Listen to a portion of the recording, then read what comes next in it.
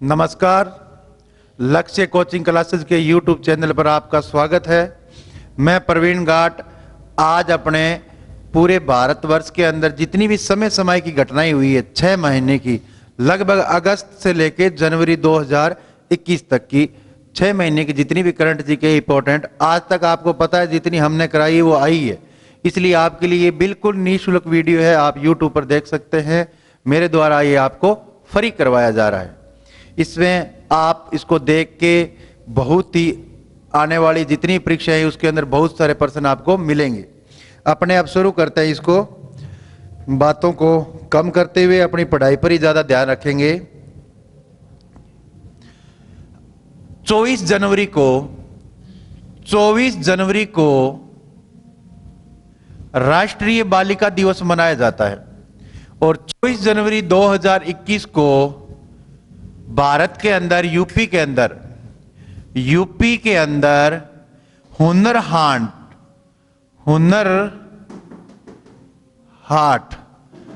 हाट का आयोजन होगा लखनऊ के अंदर। हुनर हाट का आयोजन होगा लखनऊ के अंदर और इस हुनर हाट की थीम है लोकल फॉर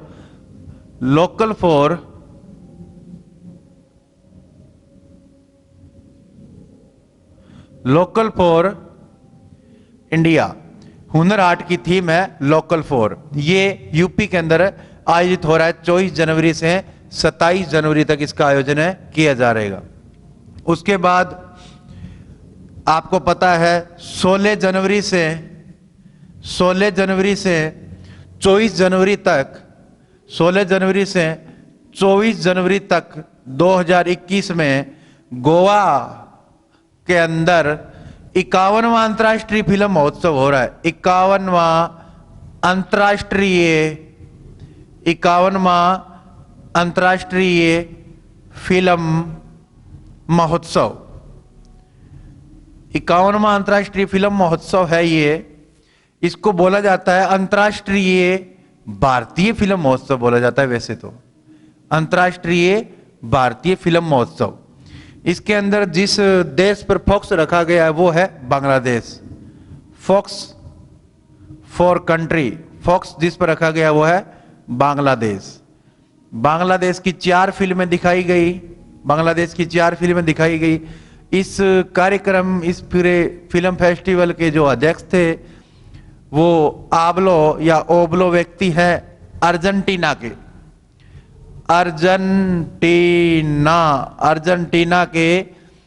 ओबलो नाम के व्यक्ति है, उनको ये अध्यक्षता मिली है। इसका आयोजन हुआ 16 जनवरी से ही। आपको पता है भारत के अंदर दुनिया का सबसे बड़ा कोरोना वैक्सीन का टीकाकरण शुरू हुआ है। 16 जनवरी 2021 से कोविड-19 टीकाकरण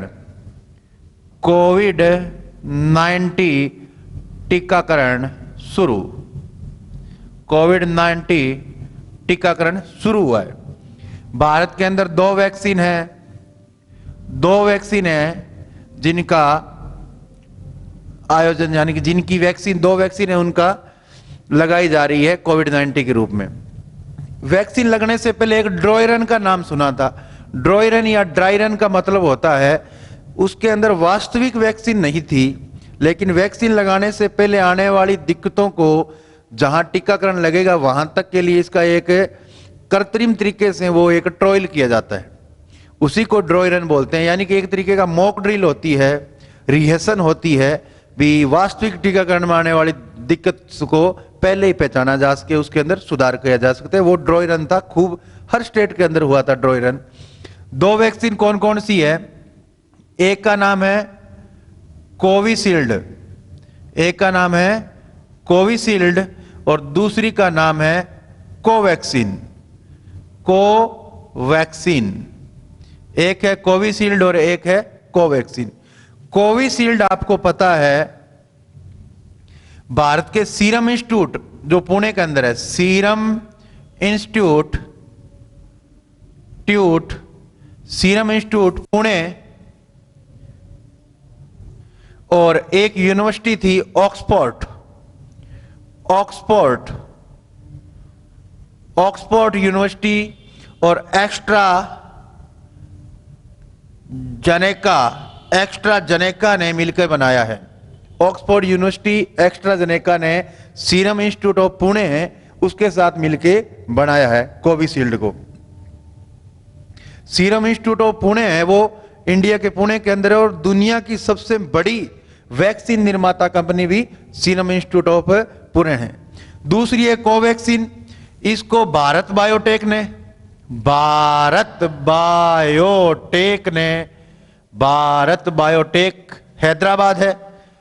हैदराबाद ने ICMR यानी कि भारतीय चिकित्सा अनुसंधान परिषद के साथ मिलकर बनाया है। भारतीय चिकित्सा अनुसंधान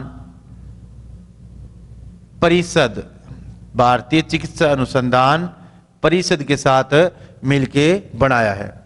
इनकी लगभग पहले चरण के अंदर 3 लाख लोगों को कवर किया जाएगा, 3 लाख लोगों को कवर किया जाएगा और दूसरे चरण तक लगभग 3 करोड़ लोगों को कवर किया जाएगा। प्रधानमंत्री नरेंद्र मोदी जी ने उन दिनों बताया था कि दुनिया के 100 देश ऐसे हैं जिनकी आबादी 3 करोड़ नहीं है और 3 देश ऐसे हैं जिनकी आबादी 30 करोड़ से ज्यादा है, जैसे भारत है, चीन है, अमेरिका है। इसलिए भारत के अंदर ये टीकाकरण बहुत ही संयम तरीके से है। भारत सरकार ने इसकी व्यवस्था की, हर स्टेट ने इसकी व्यवस्था की है और इस टीके के अंदर पहले डॉक्टरों को लगाया जा रहा है। इस टीकाकरण में किसी प्रकार की दिक्कत नहीं है, इसीलिए तो पहले भारतीय जनता ने डॉक्टरों के लिए मौका दिया कि आप पहले टीका लगाइए, जिन्होंने हमारी सेवा की है, इसलिए डॉक्टरों को ये पहले टीका लग रहा है। किसी भी प्रकार की इस टीकाकरण में कोई दिक्कत नहीं है। जिसको जरूरत है, जिसके अंदर इम्यूनिटी सिस्टम है, वो अपने आप इसके अंदर लगा सकते हैं। अब आगे 3 करोड़ वाले बता दिए, दूसरे चरण के अंदर कवर करेंगे और इसके अंदर आप दूसरी चीजें, अब थोड़ा बची हुई और बातें हैं। आपको पता है कि 16वां प्रवासी भारतीय दिवस आयोजित हुआ। 16वां प्रवासी भारतीय दिवस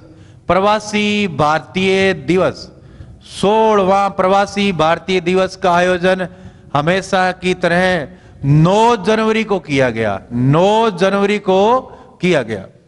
इसके अंदर एक देश को मुख्य अतिथि के रूप में बुलाया जाता है। वीडियो कॉन्फ्रेंस के जरिए यह प्रोग्राम हुआ था। मुख्य अतिथि कौन से देश के थे? मुख्य अतिथि थे सूरीनाम देश के प्रधानमंत्री चंद्रिका प्रसाद थे। उसको प्रधानमंत्री को मुख्य अतिथि बनाया गया। इसका विषय क्या था जिस पर इसका आयोजन हुआ? आत्मनिर्भर भारत में योगदान। आत्मनिर्भर भारत में योगदान बहुत ही महत्वपूर्ण इसकी थीम है। और इन्हीं दिनों के अंदर कई काम और हो रहे थे, क्योंकि 1915 के अंदर इसी दिन महात्मा गांधी भारत आए थे। वो देश मॉरिशस था जहां आए थे, जिस देश से आए थे, दक्षिण अफ्रीका से। 16वां प्रवासी दिवस मनाया गया। पहली बार 2003 के अंदर मनाया गया था, पहली बार 2003 के अंदर।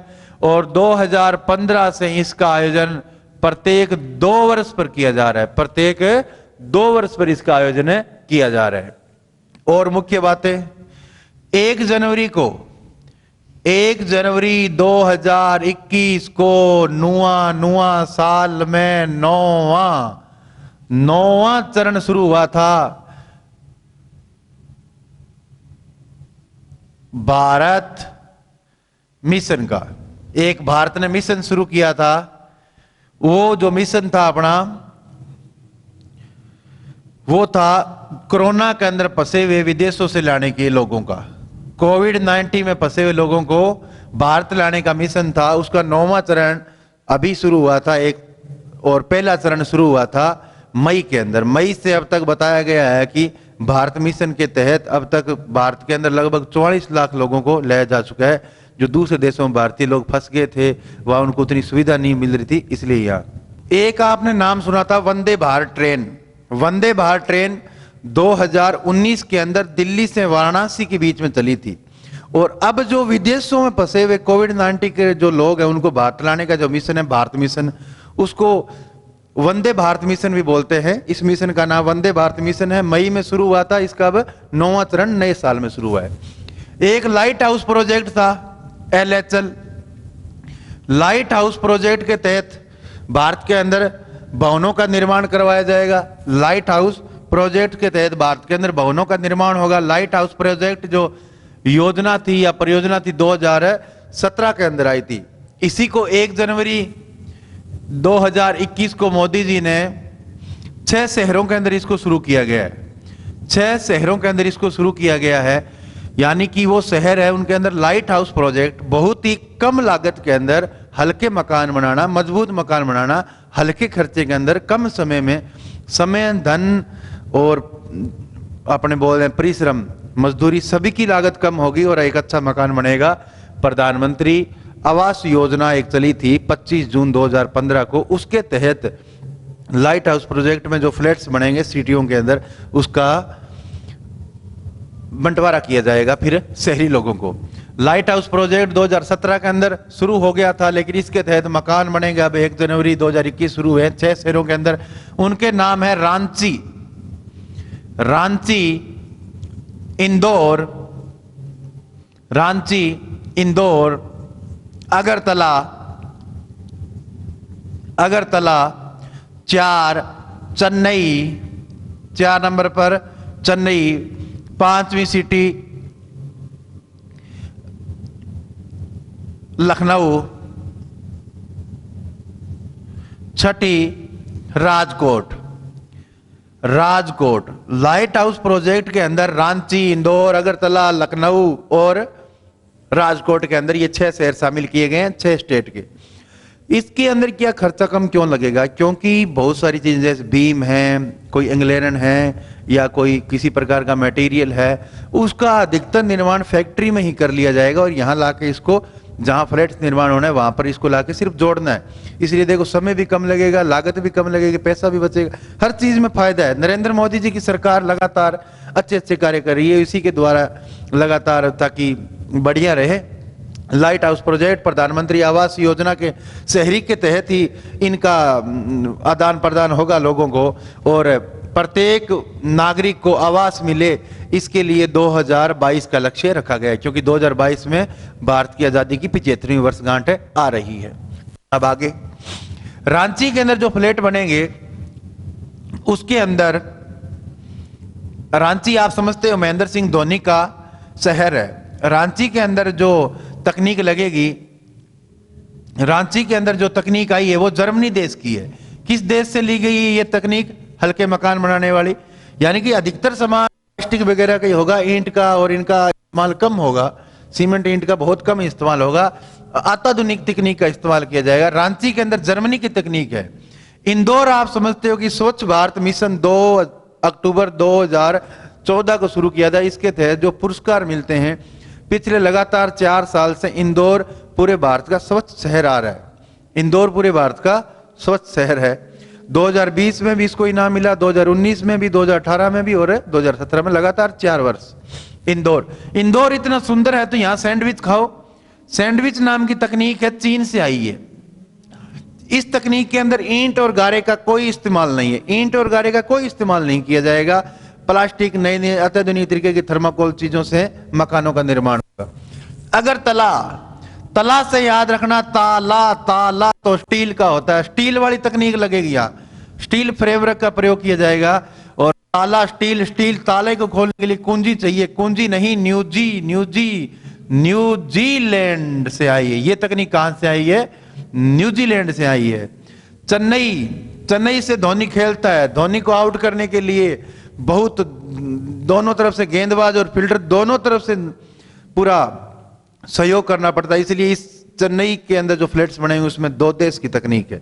2 देश की तकनीक है, वो आपको मैं बताऊं तो एक अमेरिका है और एक फिनलैंड है। अमेरिका प्लस फिनलैंड की तकनीक है, अमेरिका और फिनलैंड की। लखनऊ नए से याद रखना, कनाडा। इसके अंदर जो तकनीक आएगी वो PVC है। उसके नाम है जैसे इंदौर वाली के अंदर सैंडविच तकनीक है चीन की, अगरतला के अंदर स्टील फ्रेमवर्क है न्यूजीलैंड की, लखनऊ वाले के अंदर कनाडा देश की तकनीक है, ये पीवीसी तकनीक है। राजकोट, कोट हमारी क्या करता है, रक्षा करता है। और भारत और फ्रांस मिलकर क्या कर रहे हैं, पूरी दुनिया की रक्षा कर रहे हैं। कैसे? जलवायु बचाने में, जलवायु परिवर्तन के अंदर जैसे भारत ने अंतर्राष्ट्रीय सौर संगठन बनाया है, भारत और फ्रांस ने मिलकर, इसी अंतर्राष्ट्रीय सौर संगठन के कारण भारत के प्रधानमंत्री और फ्रांस के राष्ट्रपति को चैंपियन ऑफ द अर्थ पुरस्कार दिया गया था।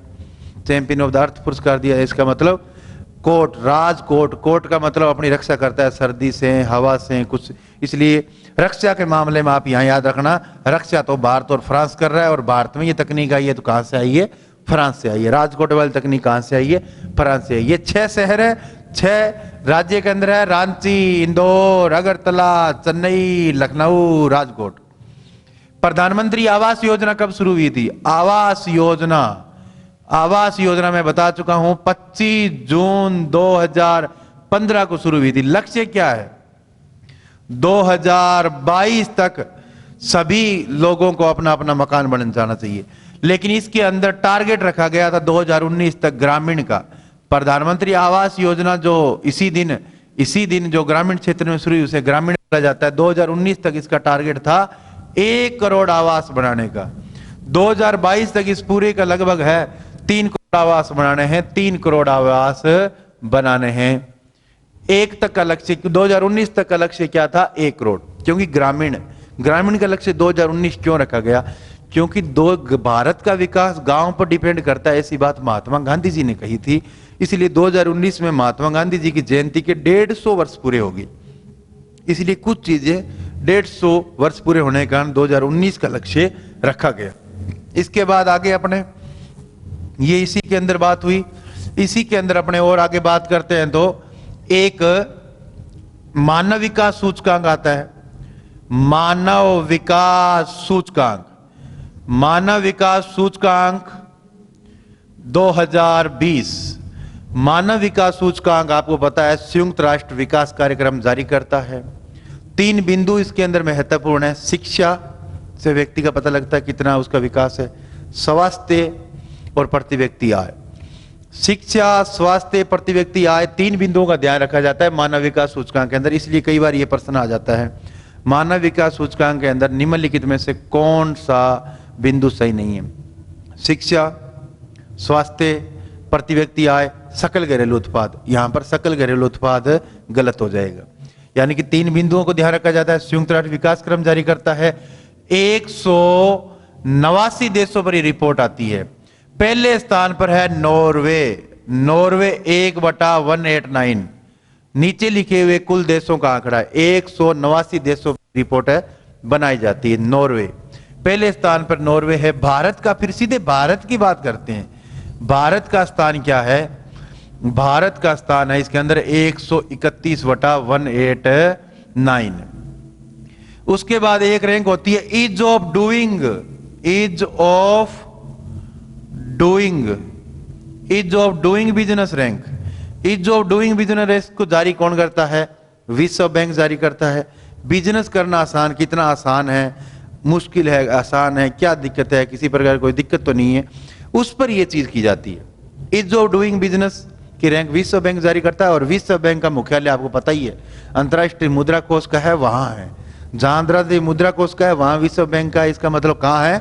अमेरिका देश के अंदर। पहले स्थान पर आया न्यूजीलैंड, पहले स्थान पर आया न्यूजीलैंड 1/190। कितने देशों पर रिपोर्ट बनती है? इसका मतलब 190 देशों पर। फिर सीधे चलो भारत, भारत का इसमें कौन सा स्थान आया है? 63/190, 63/190। और हरियाणा का इस क्या आया पूरे भारत के अंदर? 16वां स्थान आया है भारत के अंदर बिजनेस आसान में। भारत के अंदर हरियाणा का 16वां है। दुनिया के अंदर पहले नंबर पर न्यूजीलैंड है, जो अलग ही है। न्यूजीलैंड को दक्षिण का ब्रिटेन भी कहते हैं, क्योंकि ऑस्ट्रेलिया महाद्वीप के पास अकेला है, आजाद है, बिजनेस करो, आजादी है, इसलिए पहला स्थान न्यूजीलैंड। दूसरा स्थान जैसे आ रहा है, तीसरा, चौथा, पांचवा, इनसे अपने कोई लेना देना नहीं होता जीके के अंदर। बिना पहले का ध्यान होना चाहिए, फिर इंडिया का पता होना। इंडिया के पड़ोसी देशों की क्या, इससे अपने क्या लेना देना भाई। पहला और इंडिया का ध्यान रखो। पेपरों में आज तक इसी प्रकार से है, जितना कम पढ़े। और ये हमें कैसे पता चलता है, आज तक की हुई पुरानी परीक्षाओं से, ओल्ड एग्जाम से, उनके पर्सन देखो और सोचो, नॉर्मल पर्सन आ रहे हैं, कहां जा रहे हैं, किधर क्या करना है, जितनी चीजें पूछी जाती है उसी हिसाब से स्मार्ट स्टडी करेंगे तो ही अपने कंपटीटर बन पाएंगे। नहीं तो ऐसे पढ़ने क्या मतलब, एक टॉपिक करते रहो 10 साल करते रहो, एक टॉपिक पर 10 साल पीएचडी कर लो, फिर भी उसमें, इसका मतलब पूरी चीजों को अच्छे तरीके से अपने करनी है और जितनी जरूरत है उतना ही पढ़ना है। उसके बाद आपको बताऊं तो कुछ रिपोर्टें और होती है। एक होती है आर्थिक स्वतंत्रता रैंक, आर्थिक स्वतंत्रता रैंक। एक होती है प्रसन्नता, प्रसन्नता रिपोर्ट, प्रसन्नता रिपोर्ट। आर्थिक स्वतंत्रता सूचकांक, ये एक कनाडा है, कनाडा की नेचर नाम की एक कोई एजेंसी है कनाडा देश की, जो 162 देशों की रिपोर्ट बनाती है। आर्थिक स्वतंत्रता रैंक भी ये बनाती है और प्रसन्नता रिपोर्ट भी ये बनाती है। इसका मतलब ये भी 162 देशों की। पहले स्थान पर कौन आएगा आर्थिक स्वतंत्रता रैंक के अंदर? पहले स्थान पर कौन आएगा? पहले स्थान पर देश आया है इसके अंदर, पहले स्थान पर रहेगा अपना हांगकांग। हांगकांग पहला देश अपना हांगकांग बोल सकते हैं या हांगकांग भी बोलते हैं उसको, 162 पर। भारत का स्थान पर चलो सीधे ही, भारत का स्थान क्या है? भारत का स्थान है 110वां। भारत का स्थान क्या है? 110वां। और प्रसन्नता रिपोर्ट में इधर भारत का स्थान क्या है? भारत का स्थान क्या है? 105वां स्थान है, 105वां स्थान है। हमने बताया कि आर्थिक स्वतंत्रता रैंक, आर्थिक स्वतंत्रता रैंक के अंदर पहला देश था हांगकांग, भारत का स्थान आया था 105वां। उसके बाद प्रसन्नता रिपोर्ट में भारत का स्थान था 105वां। आर्थिक स्वतंत्रता रैंक में भारत का स्थान था 110वां। और पूरी दुनिया में प्रसन्न देश कौन सा है? न्यूजीलैंड है। न्यूजीलैंड 162 के अंदर स्थान पर था। अब आगे अपनी बातें, इसी के अंदर आप देखोगे तो अभी नए साल के अंदर आपको पता है 20 जनवरी को ही अमेरिका के नए राष्ट्रपति शपथ लेते हैं। जब चुनाव होता है 20 जनवरी 2021 को, हमेशा इसकी तारीख 20 जनवरी रहती है। अमेरिका के अंदर वर्तमान में जो राष्ट्रपति बने उनका नाम है जो बाइडन। जो बाइडन है, जो अमेरिका के कौन से क्रम के राष्ट्रपति है? 46वें क्रम के राष्ट्रपति है। उपराष्ट्रपति बनी है कमला हैरिस। कमला हैरिस बनी है, उपराष्ट्रपति कमला हैरिस बनी है। दोनों की पार्टी का नाम पूछे तो क्या बताओगे? पार्टी का नाम कोई पूछे तो बता देना, डेमोक्रेटिक पार्टी है।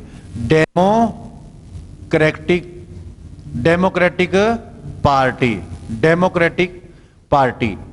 डोनाल्ड ट्रंप चुनाव हार गए, उनकी पार्टी का क्या नाम था? Republic party of America, Republic party थी उनकी। चुनाव किस तारीख को हुए थे? बहुत बार पूछा जाता है भारत के चुनाव में, क्योंकि विश्व शक्ति अमेरिका है। चुनाव हुए थे वहां पर 3 नवंबर 2020 को, 3 नवंबर 2020 को चुनाव कराए गए थे। और परिणाम कब तक आता रहा? रिजल्ट का परिणाम आता रहा चुनाव का 17 नवंबर 2020 तक। 46वें राष्ट्रपति बन गए। इसकी कुछ बातें, अमेरिका का सबसे उम्रदराज व्यक्ति राष्ट्रपति बना है। देखा कि कमला हैरिस अमेरिका की एकमात्र पहली महिला राष्ट्रपति है। ये एक प्रकार का पहला ऐसा व्यक्ति भी है जो दक्षिणी एशिया साइड से पहला व्यक्ति भी बन गए हैं जो कोई अमेरिका का उपराष्ट्रपति बना हो। जॉन बाइडेन सबसे उम्रदराज राष्ट्रपति है अमेरिका के, क्रम के 46वें। डेमोक्रेटिक पार्टी है। 3 नवंबर 2020 को चुनाव हुआ, 17 नवंबर तक इसका रिजल्ट आया और 20 तारीख को वहां से रिजल्ट के बाद 20 जनवरी तक उसकी सत्ता का हस्तांतरण किया गया और 20 तारीख को शपथ ली जो बाइडेन ने। और ट्रंप का कार्यकाल बाय हुआ। ट्रंप, अमेरिका के अंदर कितने साल पर राष्ट्रपति का चुनाव होता है? 4 साल पर अमेरिका के राष्ट्रपति का चुनाव होता है। उसके बाद एक रिपोर्ट आई थी, जलवायु परिवर्तन प्रदर्शक, जलवायु परिवर्तन प्रदर्शक सूचकांक 2021 नाम से। जलवायु परिवर्तन पर लगातार भारत और फ्रांस अच्छे कार्य कर रहे हैं। जलवायु परिवर्तन प्रदर्शक सूचकांक, ये रिपोर्ट आई थी 57 देशों की। 57 देशों की ये रिपोर्ट है। इसके अंदर पूरे भारत के अंदर, पूरे विश्व के अंदर भारत का स्थान की बात करें तो 10वां आया है। भारत का स्थान कौन सा आया है? 10वां आया है। भारत का स्थान 10वां आया है। जलवायु परिवर्तन की समस्या बहुत बड़ी है। पेरिस समझौता 2015 में हुआ था, उसको अपनाने में बहुत सारे देश हिचकिचाहट कर रहे हैं। इसीलिए जलवायु परिवर्तन प्रदर्शक सूचकांक के अंदर पहली, दूसरी और तीसरी रैंक पर कोई देश नहीं है। पहली, दूसरी, तीसरे स्थान पर कोई देश नहीं है। और चौथे स्थान पर एक देश आया, वो है स्वीडन। स्वीडन देश को चौथा स्थान मिला है और पहले, दूसरे स्थान पर किसी को नहीं मिला। 2015 सिद्धांत को किसी ने अच्छी तरीके से अभी तक लागू नहीं किया है। अब आगे इसके अंदर कुछ चीजें थी, जैसे नवीकरणीय ऊर्जा के मामले में, नवीकरणीय ऊर्जा के मामले में भारत का स्थान क्या आया था? भारत का स्थान आया था 27वां। 57 देशों में 27वां। ग्रीन हाउस गैस उत्सर्जन में, ग्रीन हाउस उत्सर्जन में, ग्रीन हाउस कहाँ लगाए जाते हैं? हमें पता है, बाहर लगाए जाते हैं, सिटी से बाहर, खेतों में बाहर से 12। कौन से स्थान पर? 12वें स्थान पर भारत। BS6 क्या है? आजकल आप नाम सुन रहे हो, BS6, यानी कि भारत स्टेज 6 पर पहुंच गया। BS6 नाम के डीजल पेट्रोल आने लगे। BS6 मानक किस मात्रा को कंट्रोल करता है? सल्फर की मात्रा को कंट्रोल करता है। सबसे पहले 2018 के अंदर BS6 का डीजल पेट्रोल राजधानी क्षेत्र दिल्ली के अंदर शुरू हुआ था। राजधानी क्षेत्र दिल्ली है, उसमें BS6 का पेट्रोल डीजल मिलना शुरू हुआ। इस BS6 के मामले में भारत को पूरे दुनिया में कौन सा स्थान दिया गया? 13वां स्थान दिया गया। आगे कार्बन उत्सर्जन के मामले में, कार्बन उत्सर्जन के मामले में या बोले तो ऊर्जा उपयोग, भारत अपनी बहुत सारी ऊर्जा है, उसका पवन ऊर्जा, सौर ऊर्जा उत्पादित करने लग गया है। इसलिए भारत का ऊर्जा उपयोग में पूरी दुनिया में कौन सा स्थान था? 10वां स्थान है। जलवायु परिवर्तन प्रदर्शक सूचकांक रैंक बहुत काम की है। चौथे स्थान पर स्वीडन, पहले 3 पर कोई नहीं, भारत 10वें पर। भारत 10वें पर। आगे अपने देखते हैं तो इसके अंदर उन्हीं दिनों के अंदर आपको रेपो दर और रिवर्स रेपो दर का भी पता चला होगा। रेपो दर व रिवर्स रेपो दर, रेपो दर व रिवर्स रेपो दर, रेपो दर व रिवर्स रेपो दर। भारत का मेन बैंक है RBI, केंद्रीय बैंक है RBI। अपने आसपास के जो बैंक होते हैं उनको बोलते हैं कॉमर्शियल बैंक। रेपो दर क्या होती है? जब कभी इन बैंकों को पैसों की जरूरत होती है, पैसे कम पड़ते हैं, माइनस मतलब थोड़े कम, तो इस बैंक से ये पैसे उधार लेके आते हैं या कुछ कंडीशन पर पैसे लेके आते हैं। जिस ब्याज पर पैसे लेकर आते हैं वही समझो क्या दर, कौन सी दर कहलाती है? रेपो दर। पैसा RBI देता है इन कॉमर्शियल बैंकों को। जब कभी इनके पास एक्स्ट्रा है, भारत के RBI बैंक की शर्तों के अकॉर्डिंग ज्यादा आगे भी पब्लिकली लोन या किसी प्रकार से आगे ज्यादा ना जाए, इसलिए इनको पैसे कहाँ रख सकते हैं? वो अपना RBI बैंक के पास। तो इस समय इस बैंक ने इसको पैसे दिए हैं तो RBI बैंक कुछ इनको ब्याज राशि देगा। उसका नाम है उसको बोलते हैं रिवर्स रेपो दर। दोनों ही दरों का निर्धारण कौन से बैंक द्वारा किया जाता है? RBI बैंक द्वारा किया जाता है। इसका मतलब ये दर तो हुई कोई बैंक इसे लेकर जाए, ये दर हुई कोई बैंक इसके अंदर पैसा रख दे, इसको ब्याज रेपो दर में तो इसको ब्याज मिलता है, रिवर्स रेपो दर में ये RBI बैंक नीचे वाले बैंक को ब्याज देता है। इसलिए रेपो दर को वो ज्यादा ही रखेगा, क्योंकि इसको ज्यादा और इसको कम रखेगा तभी तो उसको ले दे के फायदा होता है, तभी तो इसको ले दे के फायदा होता है। तो रेपो दर वर्तमान में कितनी है? 4% और रिवर्स रेपो दर कितनी है? 3.35%, 3.35। और रेपो दर कितनी है? 4। रेपो दर 4 है। बैंक हमें जब लोन देते हैं तो अब आगे की जब पब्लिक है उनको भी देखो रेपो दर अब कम है तो इनको कम ब्याज पर पैसा मिलेगा, तो आगे भी कम ब्याज पर पैसा निकलेगा पब्लिक को। इसीलिए तो आजकल बोला जा रहा है कार लोन, होम लोन क्या हो गए हैं, सस्ते हो गए हैं, क्योंकि रेपो दर कम, रेपो दर बढ़ेगी तो कार लोन, होम लोन भी महंगे होंगे, क्योंकि हमें आगे भी पैसा महंगे ब्याज पर मिलेगा। उसके बाद आपको पता होगा किसान रेल शुरू की गई है। किसान रेल, किसान रेल कौन सी, प्रथम। किसान रेल कौन सी, प्रथम। कहां से कहां शुरू की गई थी, देवीलाल। देवीलाल किसानों के नेता बोले जाते हैं। देवीलाल से आप याद रख सकते हो, देवलाली से, देवलाली से, देवलाली से, देवलाली से दानापुर, देवलाली से दानापुर के बीच चली गई थी। देवलाली कहां है, महाराष्ट्र के अंदर है।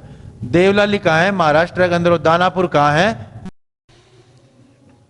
पहली रेल आपको पता है देवलाली से दानापुर के बीच में चली थी। अब सोमी रेल भी चला दी किसानों के लिए। सोमी रेल किसानों के लिए चलाई गई है। सोमी रेल कहां से चलाई गई है, सागोला, सागोला से, सागोला से शालीमार के बीच, सागोला से शालीमार तक इसको चलाया गया है। नाम का स्थान कहां पर है, महाराष्ट्र के अंदर है। सागोला नाम का स्थान कहां है, महाराष्ट्र के अंदर। और शालीमार कहां है, पश्चिमी बंगाल के अंदर है। यह भी एक महत्वपूर्ण किसानों के लिए कार्य कर रही है सरकारें। ये रेल चली। इसी के साथ अपने इस YouTube वीडियो को आप लाइक करें, शेयर करें। आपको इस पर कोई चार्ज नहीं है। मैं आपको YouTube पर बिल्कुल निःशुल्क पढ़ा रहा हूं।